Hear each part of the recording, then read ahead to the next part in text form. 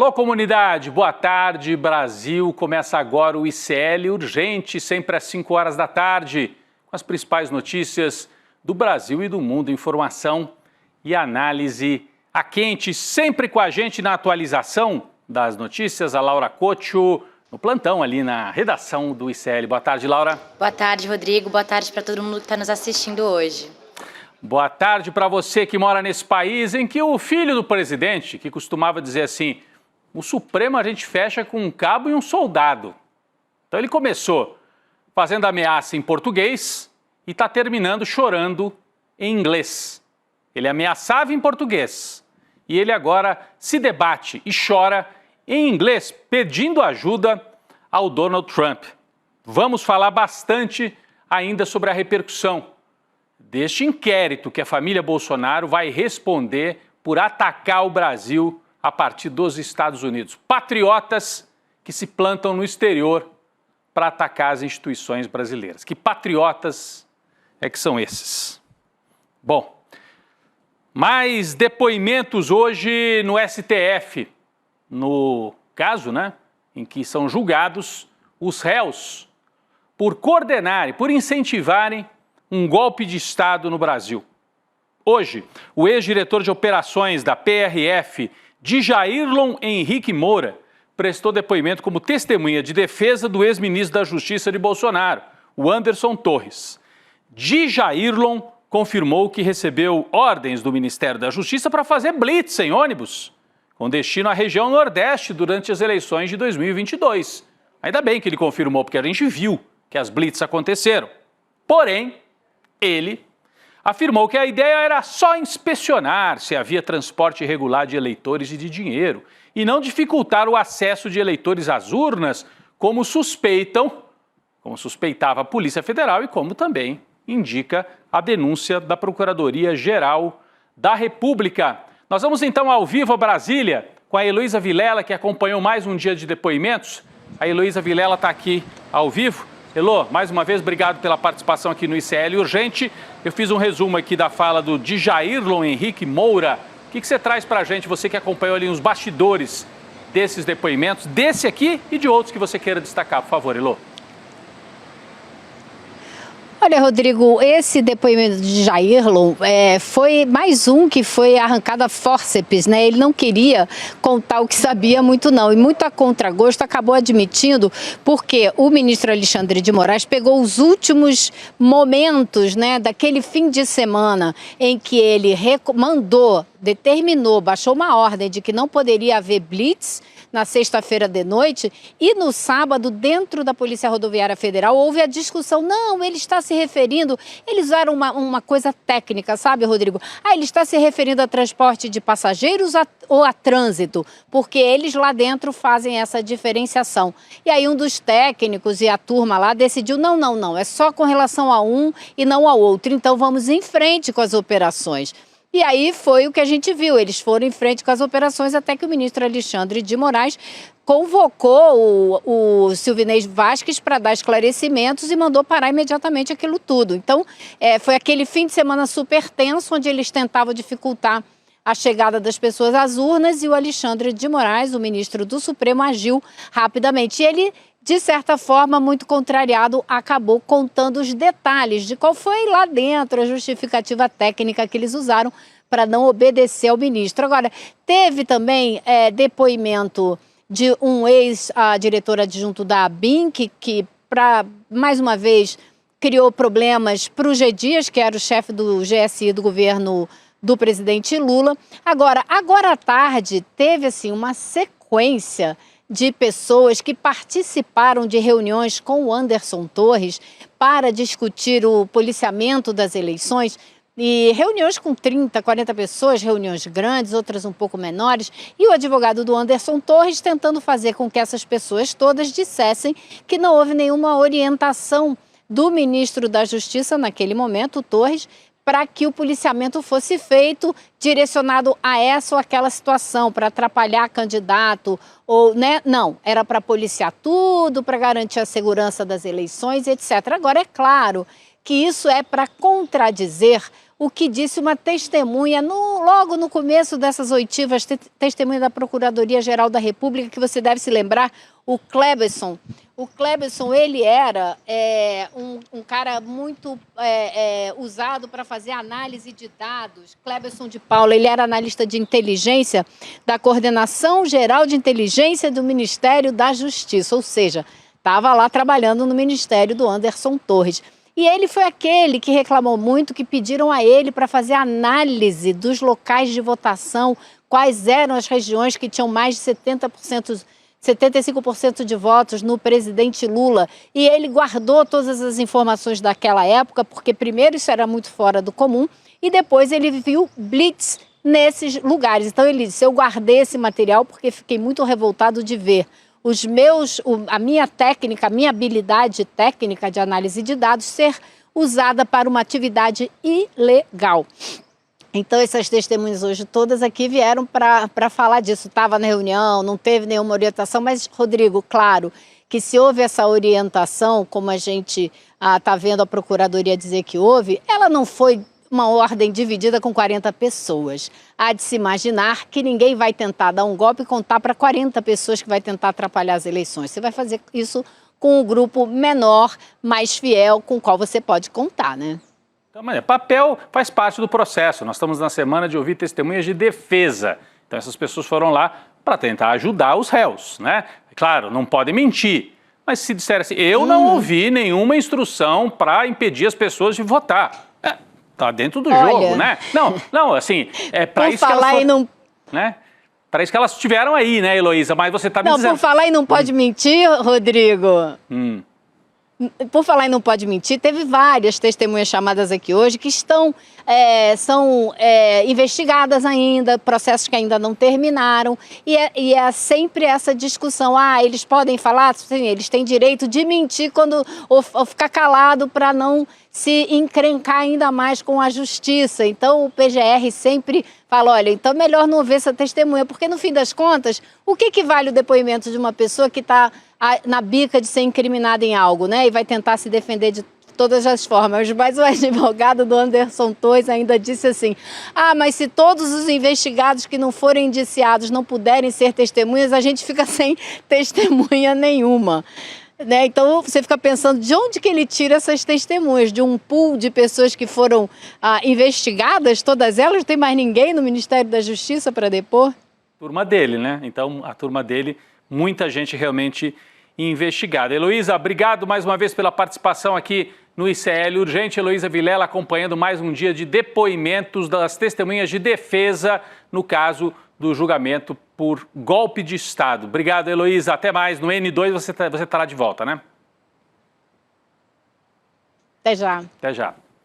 Muito bem. Falamos com a Heloísa sobre o julgamento. Olha, quem está numa situação complicada, né, a gente já falou, é a família Bolsonaro. O ministro Alexandre de Moraes deu 10 dias para o ex-presidente Jair Bolsonaro e para o filho Eduardo prestarem depoimento para a Polícia Federal. Aí estamos falando do caso dos ataques promovidos por Eduardo a partir dos Estados Unidos. Está aí na manchete. Moraes manda a PF ouvir Bolsonaro e Eduardo em até 10 dias. Ele justificou a convocação de Jair Bolsonaro pelo fato do pai ser o responsável financeiro do deputado, enquanto ele está lá nos Estados Unidos, além de ser diretamente beneficiado pela conduta do filho.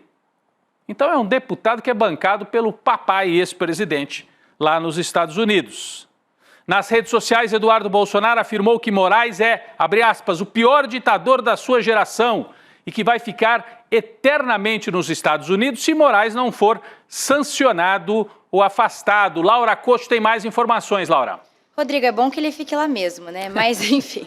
A polícia também deve ouvir o deputado federal Lindenberg Farias, do PT do Rio de Janeiro. Isso porque foi ele quem protocolou a representação criminal contra o Eduardo na PGR.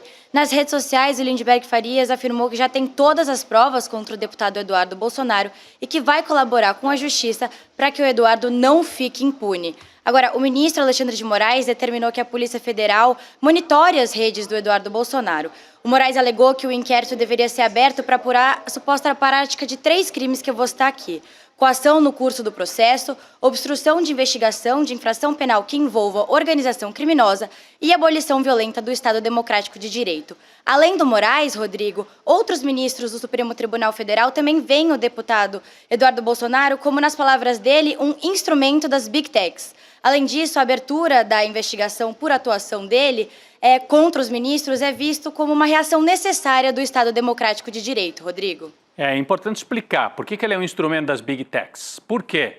A reação do governo Trump é para ajudar a família Bolsonaro, né, se vierem essas sanções contra Alexandre de Moraes e contra outros ministros? Sim, é para ajudar a família Bolsonaro.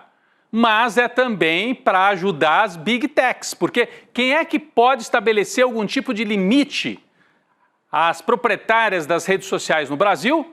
Não é o Congresso Nacional, que engavetou o projeto para fazer a regulação das redes. Quem pode estabelecer esses limites é o Supremo, que já fez, quando o Alexandre de Moraes mandou tirar o X do ar, porque o X descumpria a ordem judicial brasileira. É um embate entre o Estado Nacional brasileiro e as Big Techs, que em geral são dos Estados Unidos, são propriedade de norte-americanos. Então o governo dos Estados Unidos age com duplo objetivo, né? Ajudar a família Bolsonaro, ver se enfraquece o Lula e derrota o Lula em 2026 e ajudar as redes sociais para criar assim um constrangimento para o Supremo ter mais cuidado e não colocar limites às redes sociais. Bem, o governo do Brasil iniciou conversas reservadas com autoridades dos Estados Unidos após o secretário de Estado norte-americano, Marco Rubio, afirmar que o ministro Alexandre de Moraes, do STF, pode ser alvo, sim, de sanções por parte de Washington. Então, são manchetes que estão por aí, o governo brasileiro está sendo discreto, o governo é o poder executivo, o Lula. O Marco Rubio disse nesse depoimento lá na Câmara dos Representantes, perguntado por um deputado, pode ser que vocês adotem sanções contra o Alexandre de Moraes? Ele disse sim, estamos estudando e isso pode ser feito. O que o governo brasileiro está buscando é um entendimento, porque isso vai virar uma crise institucional, isso não vai ser um ataque à pessoa física do Alexandre de Moraes, porque ele não está agindo como pessoa física, ele está agindo como representante de um dos 3 poderes da República, e o Brasil é um país independente. Então, o governo brasileiro está sinalizando. Se vier o ataque, isso significa um ataque às instituições brasileiras como um todo. Falando em ataque, vamos falar do Congresso brasileiro, né? Mais um show de machismo e misoginia no Senado Federal. O alvo dessa vez, a ministra do Meio Ambiente, Marina Silva, que foi obrigada a abandonar uma sessão na Comissão de Infraestrutura do Senado, após um bate-boca com os senadores. Isso aconteceu hoje. Em certo momento da sessão, o presidente dessa comissão, o senador Marcos Rogério, vocês conhecem, né? Do PL de Rondônia, disse que a ministra deveria se pôr no lugar dela. O que ele acha que é o lugar da Marina? A fala foi contestada pela senadora Elisiane Gama e por parte dos presentes. Vamos acompanhar. Senador Chico Rodrigues, mas eu não vou me vitimizar, não. Se eu fosse uma mulher submissa, eu não sou. Agora sexismo, ministro. Senhor presidente. Todo respeito, ministro. Senhor Eu presidente. gostaria que eu fosse, eu não sou. Senhor presidente. Eu vou falar. Me respeite, ministro. Eu estou lhe respeitando. Me respeite. O senhor que tem que Senhor falar. presidente. Me respeite, ministro. Me respeite. Você ponha no teu lugar. Vossa Excelência tem a palavra. Isso, presidente! Vossa Excelência, presidente! Não venha me chamar. Isso, não venha. presidente! Ministro do Estado. Que desrespeito Ministro é do esse Estado. com a ministra? Não, Vossa Excelência está me Que chamando. absurdo! Vossa Excelência está atribuindo a esse absurdo! presidente como sexista. Não sou sexista. Absurdo! Ele falou, ponha-se no seu lugar. E aí a gente ouve uma voz ali ao fundo, que me parece que era da senadora Elisiane Gama, falando, que isso, presidente? Bom, em outro momento, o senador Plínio Valério disse que respeitava a Marina como mulher, mas não na função de ministra. Vamos ouvir essa parte também. Ministra Marina, que bom reencontrá-la. E ao olhar para a senhora, eu estou vendo uma ministra, eu não estou falando com a mulher. Eu estou falando com a ministra. Não, eu estou falando com a ministra. O senhor está falando com as duas coisas. Porque a mulher disse... merece respeito, a ministra não. Por isso que eu quero separar. Ministra, vamos assegurar. Vamos assegurar a palavra. Não provoque. Por favor, não provoque. Por que, que o senhor não me Presidente, respeita por favor, como ministro? não provoque. O senhor que disse que Aí eu queria vou fazer me uma questão de enforcar. ordem. Quem me... Vamos, O senhor que presidente, disse eu vou que queria me pedir ao enforcar. plenário. Presidente, é O uma senhor questão que de disse ordem, que presidente. queria me enforcar. Não é vitimizar, não. Foi o senhor Peraí. que disse que queria me enforcar. Presidente. O Plínio Valério que fez aquela declaração num outro momento, achando que era engraçado. Pô, ter que ouvir a Marina, né? A vontade que eu tenho é de enforcar. Ele falou. E a Marina cobrou ali. E que história é essa? Não, eu respeito como mulher, mas não na função de ministra. Isso não existe. Porque a Marina é mulher e é ministra. Então, se você desrespeita integralmente. E foi o que ele fez. Uma sequência, né, de horrores. Depois de presenciar o show de horrores, Marina Silva se pronunciou. A Laura Couto tem mais detalhes? Peraí, antes a gente tem um momento em que a ministra abandona a sessão, não é isso? Eu vou pedir aqui... A gente tem, desculpa. Nós temos esse trecho. Vamos assistir esse trecho também. Vamos lá. Não tenho nada contra a mulher, o dever da ministra, foi isso que eu quis dizer aqui. Se me convidaram como ministra, tem que me respeitar. Ministra Marina Silva. Retiro, porque eu não fui convidada A senhora, por ser mulher. a senhora está acreditando quando diz que eu sou psicopata, a senhora está acreditando na sua afirmação? O senhor é que disse que tinha vontade de me enforcar. A senhora disse que eu sou psicopata, está com medo de mim? Eu vou De pedir. mim, ministra? Está com medo? O senhor se denunciou. Bom, como um bom machista, tá com medinho de mim, brincando, mas fazendo o ataque, né? E, de fato, não é para ficar suportando esse tipo de coisa. Mas depois de presenciar esse show de horrores, a Marina Silva se pronunciou e a Laura Couto traz para a gente mais informações. Laura? Realmente, Rodrigo, um show de horrores. Depois dessa sessão, a ministra Marina Silva disse que se sentiu agredida durante os embates na Comissão de Infraestrutura no Senado. Ela disse, abre aspas, eu me senti agredida fazendo o meu trabalho. Fui chamada para mostrar tecnicamente que as unidades de conservação que estão sendo propostas no Amapá não afetam empreendimentos. Sobre a fala do senador Marcos Rogério, para que a ministra que a gente viu agora, né, se colocasse no seu lugar, a Marina disse que não pode aceitar que alguém diga a ela qual é o seu lugar e que ela não é submissa. A ministra ressaltou que o seu lugar é no da defesa da democracia, do meio ambiente, do combate à desigualdade e da proteção da biodiversidade. Ela também rebateu as falas do senador Plínio Valério e disse, eu não fui convidada lá por ser mulher, eu fui convidada por ser ministra. Obviamente, me retirei da audiência. Estou aberta ao diálogo, Rodrigo.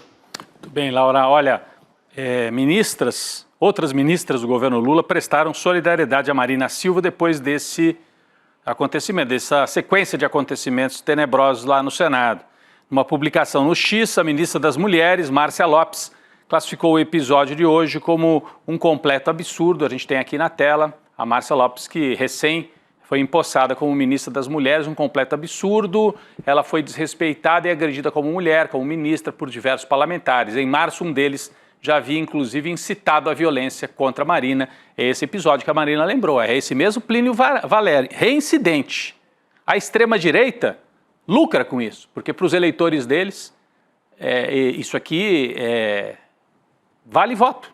Né? Então, eles lucram com isso, mas ainda assim tem que ser enfrentados. A ministra Gleisi Hoffmann também saiu em defesa da colega do Esplanada. Vamos ver o que disse Gleisi Hoffmann? A gente tem aqui para colocar na tela a mensagem da ministra Gleisi Hoffmann. Inadmissível o comportamento do presidente da Comissão de Infraestrutura, Marcos Rogério, e também o senador Plínio Valério na audiência de hoje. Totalmente ofensivos, desrespeitosos com a ministra, a mulher, a cidadã. Manifestamos repúdio aos agressores e total solidariedade do governo do presidente Lula, a ministra Marina Silva. Eu queria só lembrar que quem derrotou a extrema-direita no voto em 2022 foram as mulheres. E se a extrema-direita acha que agredindo as mulheres vai melhorar a situação, eu acho que não. Fica cada vez mais claro por que é perigoso esta gente estar no poder. Olha, aqui é um presidente de comissão. Eles estão na oposição, mas em algumas comissões eles mandam lá no Congresso. E aproveitam para fazer esse tipo de absurdo. Vamos à atualização de notícia importante lá de Brasília. O presidente Lula cancelou as agendas previstas para hoje. Passou o dia despachando no Palácio da Alvorada, depois de uma crise de labirintite. Lula está bem um dia após vertigem, mas cancela agendas e fica no Alvorada. Era manchete de agora há pouco no UOL.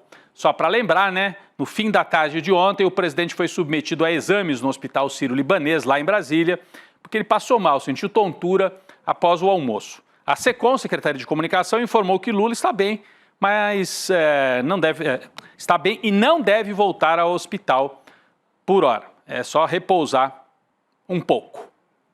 A senadora Soraya Tronicle, do Podemos de Mato Grosso do Sul, que é relatora da CPI das Bets, pediu que o senador Ciro Nogueira, do PP do Piauí, seja excluído do colegiado, para preservar a credibilidade dos trabalhos. O motivo?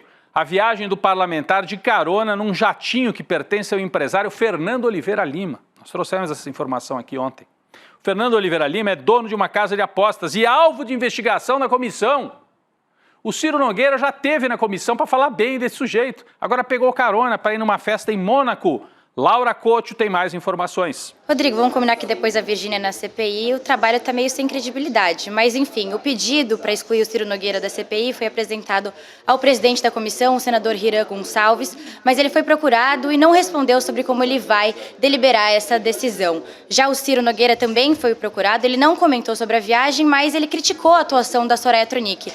Ele disse que ela é uma senadora acusada de auxiliar lobistas, de extorquir investigados e não tem credibilidade. Ele se refere aí ao lobista Silvio Barbosa de Assis, que foi acusado de tentativa de extorsão por empresários em troca de blindagem nessa comissão das bets. E o Silvio é amigo próximo da Soraya, Rodrigo. É isso, né? Como escreveu o Chico Alves, Laura, o editor do site serienoticias.com.br, o Ciro Nogueira é tigrão na hora de falar mal da Janja, né? Na hora de fazer as reuniões lá com o mercado financeiro, é tigrão. Mas o que ele gosta mesmo é de um tigrinho, né? Esse empresário que dá carona no avião.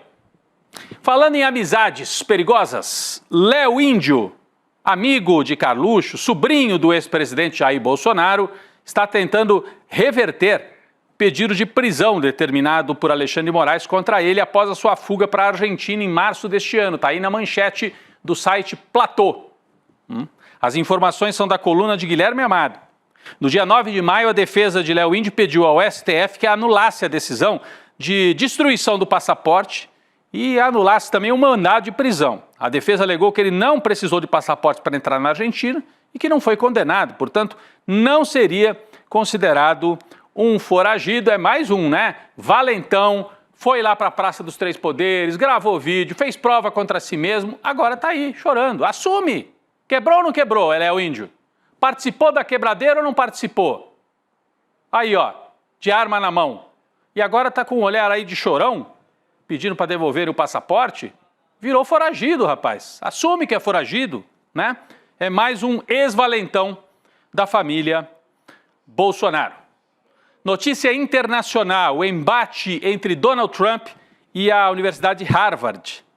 Em nova ofensiva, o governo dos Estados Unidos pediu para as agências federais encerrarem todos os contratos com a universidade. É uma asfixia financeira a uma das principais universidades e a um dos principais centros de oposição à extrema-direita lá nos Estados Unidos. A notícia foi dada em primeira mão pelo jornal The New York Times, que teve acesso ao rascunho de uma carta elaborada pela Administração de Serviços Gerais da Casa Branca. Laura Couto, atualiza para a gente, por favor. De acordo com o New York Times, os contratos em questão totalizam um valor de 100 milhões de dólares. A carta da Casa Branca, que o New York Times teve acesso, também pediu para que as agências federais respondam até o dia 6 de junho com uma lista de todos os cancelamentos. Os contratos para serviços considerados críticos não vão ser cancelados imediatamente, mas vão ser transferidos para outros fornecedores. Ontem, o Trump ameaçou cortar mais de 3 bilhões de dólares de subsídios federais da Harvard, além de ter chamado a instituição de extremamente antissemita. Aí são os ataques organizados pela extrema-direita contra as universidades. Isso sempre foi assim, hein? Na Alemanha nazista, aqui no Brasil na época da ditadura, com o bolsonarismo nos 4 anos de poder, ataque à universidade e à educação, porque eles sabem que dali vem muita resistência. Harvard, no caso dos Estados Unidos, não é a única que está na mira do Trump. O governo ordenou a todos os consulados dos Estados Unidos no mundo que interrompam o processo para concessão de vistos de estudantes. Está aqui na manchete, ó. Trump ordena pausa na concessão de visto. Ele não quer estrangeiro entrando para estudar lá nos Estados Unidos. Está considerando analisar as redes sociais de todos os solicitantes antes de conceder esse tipo de visto. Se o sujeito for crítico à extrema-direita, não vai ganhar o visto para poder estudar lá nos Estados Unidos. A informação é do site norte-americano Politico, site de cobertura lá das notícias dos Estados Unidos. Bom, um dos principais instrumentos de Trump no ataque à democracia nos Estados Unidos e no apoio à extrema-direita no mundo são as redes sociais. A AGU, Advocacia Geral da União aqui do Brasil, pediu ao STF a aplicação de medidas judiciais imediatas no combate à desinformação, à violência digital e danos provocados pela omissão das plataformas, para evitar a divulgação de conteúdo ilícito, né?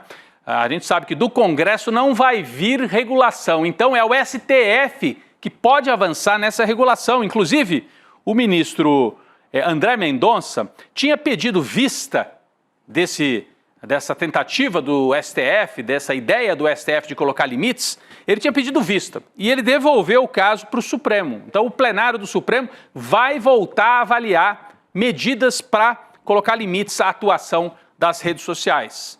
O pedido se baseia em dados recentes que demonstram graves riscos à integridade de políticas públicas, ao Estado Democrático de Direito e à segurança digital da população, especialmente crianças.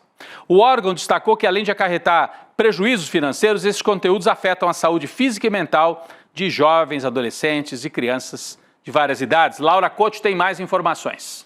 Rodrigo, o pedido da AGU foi feito com base no processo que está rolando no STF sobre o Marco Civil da Internet.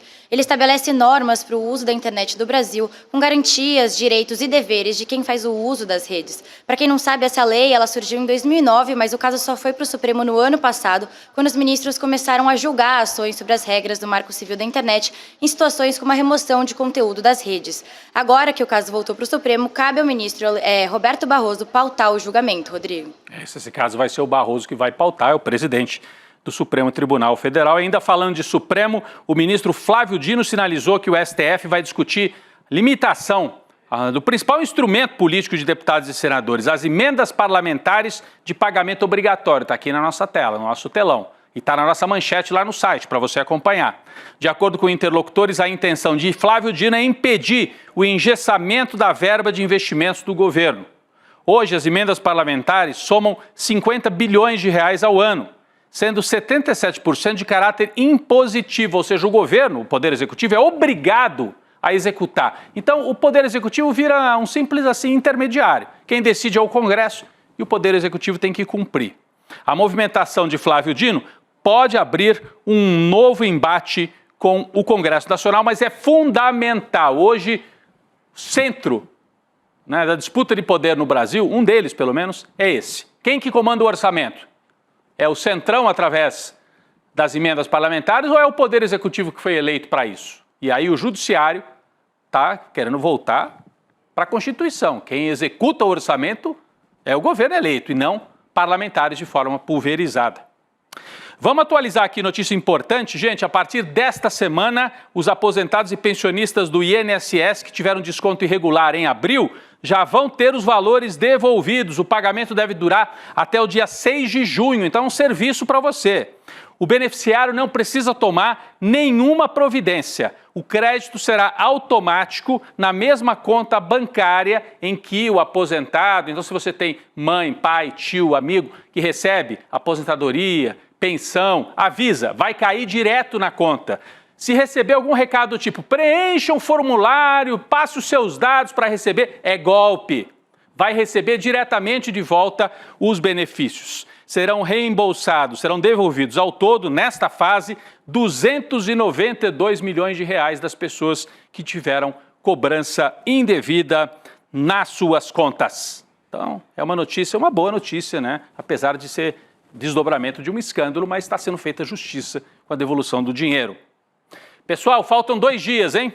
O podcast Império Malafaia já foi ouvido por mais de 500 mil pessoas, estou falando do podcast, mas agora vem aí o documentário inédito, um documentário inédito, Império Malafaia, uma produção original do ICL, em que nós podemos mergulhar ainda mais nessa investigação que foi conduzida pela Juliana Dalpiva e pelo Igor Melo, né, para entender como é que o poder político, a fé e o dinheiro se entrelaçam, formando um império que banca as manifestações da extrema-direita e desafia o Supremo Tribunal Federal. O ICL vai revelar toda a verdade sobre o patrimônio e as artimanhas políticas, financeiras e religiosas de Malafaia. O Império Malafaia, a estreia do documentário, será nesta quinta-feira, às 8 horas da noite, dia 29, portanto. Você, por favor, digite aí iclurgente.com.br. iclurgente.com.br, abre o campo para você preencher com o seu e-mail, você já sabe. Mas eu vou avisar de novo, aliás, faz agora. Muita gente ouve a gente falar e não faz, então faz agora. Você se inscreve, a equipe do ICL te avisa na quinta-feira e você assiste o documentário e a conversa do Edu Moreira com Juliana Dalpiva e Igor Melo sobre esse personagem que é importantíssimo na articulação da extrema-direita. Império Malafaia, quinta-feira, aqui no ICL. O ICL Urgente fica por aqui. Eu queria agradecer mais uma vez a Laura Couto, que esteve com a gente lá da redação. Valeu, Laura, um abraço. Obrigada, Rodrigo. Até amanhã. Até amanhã, já vejo Chico Sá e Gabi Varela logo ali. Estão chegando para o N2, aprofundamento e análise das notícias. O ICL Urgente volta amanhã. Obrigado, gente. Faltam só 2 dias para a exibição do documentário Império Malafaia. Vai ser no dia 29 de maio, uma quinta-feira, às 20 horas. Você vai ver tudo o que Silas Malafaia tentou esconder por mais de 4 décadas. Assista ao vivo e descubra o que está por trás de um império construído através da fé de milhares de fiéis. Olá, olá, olê, olê, olê, olá. Eu sou o Lindener Pareto, historiador, e tenho um convite especial para vocês para acompanharem o Provocação Histórica aqui nos canais do Instituto Conhecimento Liberta. Toda quarta-feira, às 7 da noite, logo após o ICL Notícias segunda edição, convidados e convidadas que ajudam a gente a pensar o passado, a criticar o presente e a projetar alternativas de futuro para um Brasil diferente, para um mundo diferente. E se no cotidiano dificílimo do trabalho você perdeu o episódio inédito, não se preocupe, você pode assistir também toda quinta-feira a reprise, logo após o Rolê ICL, ao 12h30. Venha para o Provocação Histórica.